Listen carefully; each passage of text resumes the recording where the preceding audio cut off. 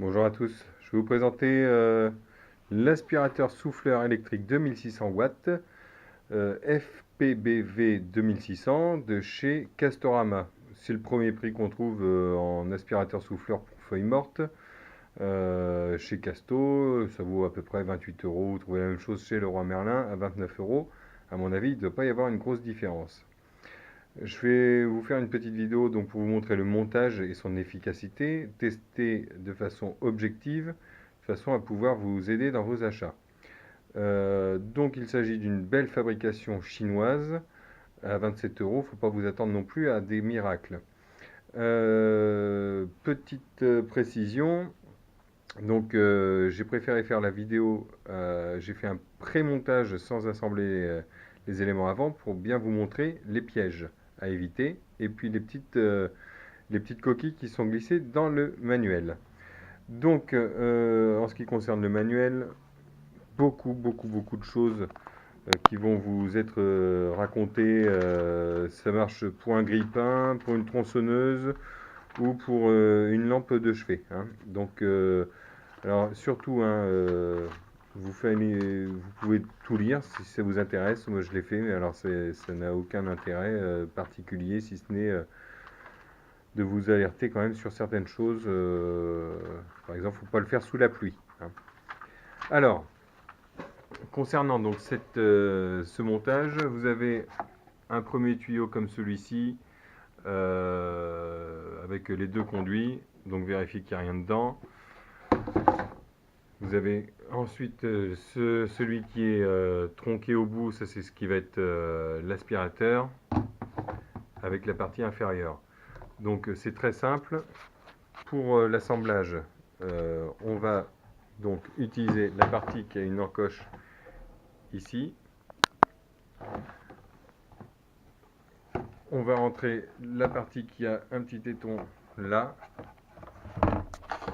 de façon à ce que ici on vienne mettre les fameuses vis.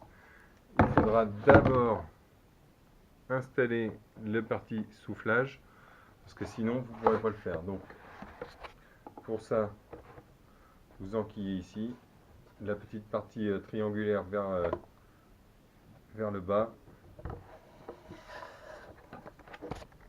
Alors il faut avoir un peu de force. Ça.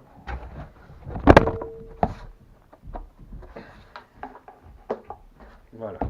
Donc une fois que c'est assemblé, ça ressemble à ça. Voilà.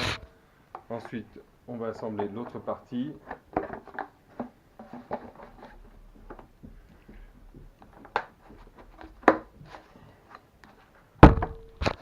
Voilà, comme ceci.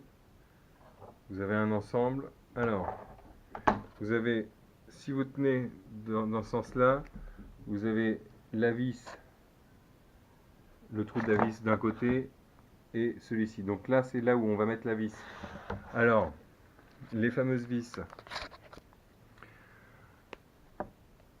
Regardez un peu la tête de la vis. Ils vous disent dans le manuel d'utiliser un tournevis cruciforme. Moi, je vois pas trop ce qu'on va pouvoir faire avec un tournevis cruciforme sur une vis comme ça. D'autant que c'est de la vis, donc c'est un tournevis plat. Et c'est taillé de façon à ce que vous puissiez visser, mais jamais dévisser. Si vous essayez de dévisser, en fait, les bords sont adoucis et le tournevis va tout le temps ripper dessus. Bon, donc on va insérer la vis dans le logement. On va prendre un tournevis plat.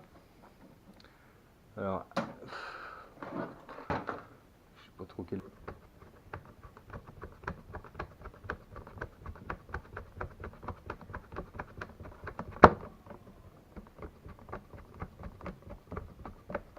Et c'est là où on voit, ça ne veut plus visser. Alors déjà, c'est une première réussite.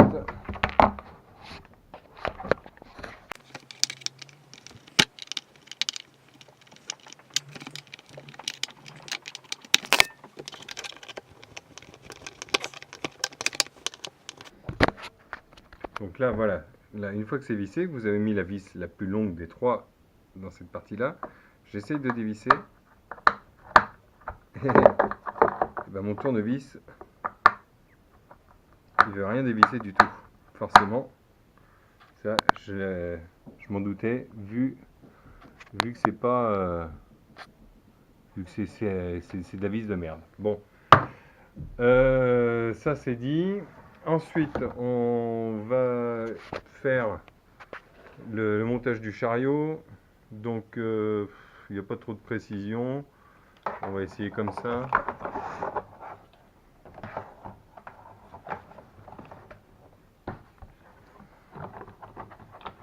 Non, c'est peut-être dans l'autre sens.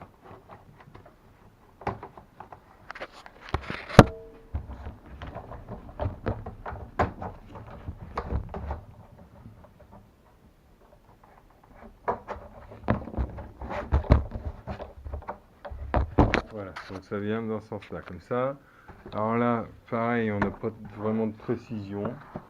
Je pense que ça doit être la petite vis qu'on va mettre là. Alors elle, par contre, elle se monte bien avec un tournevis cruciforme.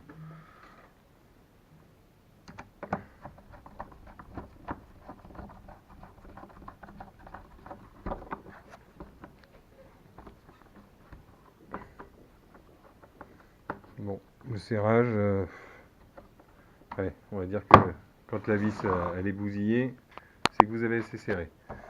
Ensuite, on va installer la partie moteur. Donc, la partie moteur est composée du bouton de démarrage, d'une poignée, d'un fil avec une prise mâle, longueur 25 cm, et de la partie où on va basculer le soufflage. Alors là c'est soufflage et là c'est aspiration.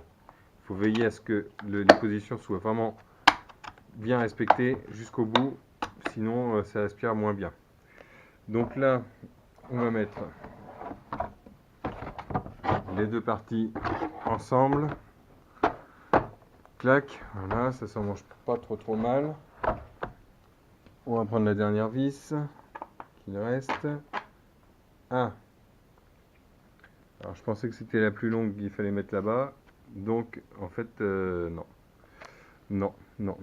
C'est la moyenne que je viens de mettre ici, donc la moyenne il faut la mettre là. Et tout à l'heure j'ai essayé de mettre la moyenne ici, ça marchait pas. J'ai mis la longue, ça marchait. Maintenant que j'ai mis la moyenne ici, ça ne fonctionne pas. Allez savoir pourquoi. Donc maintenant je suis comme un imbécile, je peux pas défaire cette vis. Enfin, celle-là je peux pas la défaire, celle-là je vais peut-être pouvoir réussir à la sortir.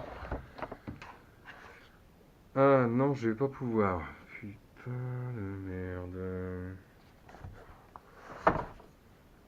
Eh ben, il va falloir improviser. Voilà, donc j'ai réparé ma bêtise. Mais bon, c'est pas faute d'avoir été quand même vachement bien aidé. Donc j'ai mis une vis plus grande. Et j'ai, pour extraire l'autre, j'ai été obligé de faire un trou pour extraire la vis. Voilà. Tac. Maintenant il va falloir mettre la poignée. Donc la poignée, elle est faite comme ça. Il y a un clips. Donc un déclipsable par la suite. Si vous l'avez clipsé une fois, et ben c'est foutu après, vous ne pourrez pas la déclipser. Donc, voilà, c'est clipsé. Maintenant on va installer le sac. Donc le sac c'est pareil, c'est clipsé, je pense que c'est définitif. Alors regardez bien hein, la forme du sac. Donc cette partie là qui va venir s'accrocher ici.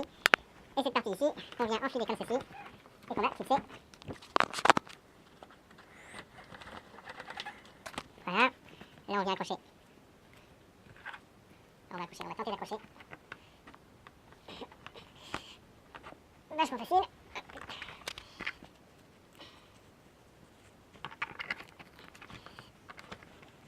Surtout pas perdre patience. Alors est-ce qu'il faut pas... Clipser d'abord. Et ici, alors on va faire dans l'autre sens. On clipse ici. Voilà. Et on essaye enfin. C'est fait. Donc on va vérifier qu'il n'y a rien dans le sac.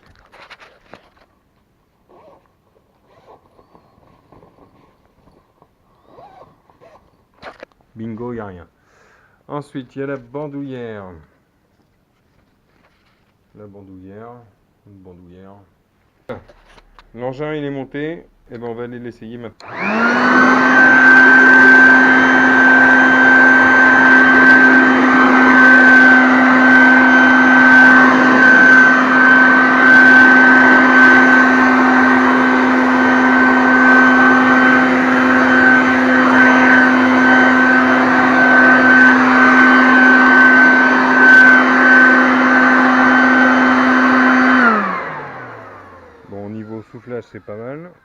essayer au niveau aspiration ce que ça donne.